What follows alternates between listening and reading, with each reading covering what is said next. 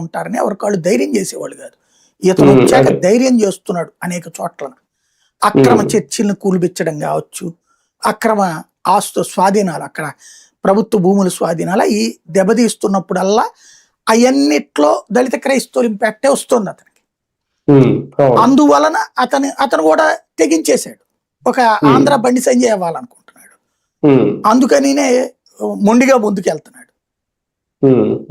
ఒక తెగింపు అనేది మంచిదే. నిన్న చంద్రబాబు పవన్ కళ్యాణ్ కూడా దాని మీద స్పందించారంటే మంచిదే. ఇప్పుడు తేల్చాలి ఆ గుడి ఎవరిది. ఆయన చెప్తుంది 1930లోనే ఎప్పుడు రామాలయం అంటున్నారు.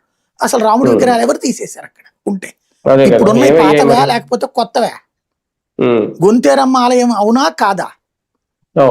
అక్కడ పూజలు జరగనివ్వకుండా చేసి గుడిని శిథిలావస్థకి చేసి ఆ ఏరియాలో చర్చి ఎట్లుంది?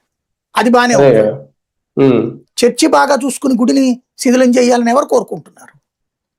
ఇవన్నీ అంశాలే, ఇవన్నీ చర్చనీయ అంశాలే.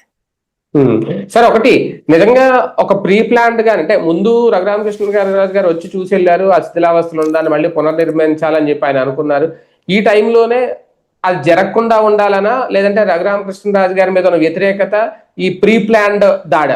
రఘురామకృష్ణరాజు మీద వ్యతిరేకత కాదు, అక్కడ ఆ గుడి మీద ఆధిపత్యం చలాయించాలనుకున్నటువంటి గ్రూపులు రఘురామకృష్ణరాజు రావడం ద్వారా ఆ గుడి పేరు ప్రచారంలోకి రావడం, దాని మీద వీళ్ళ ఆధిపత్యం పోతుండటంతో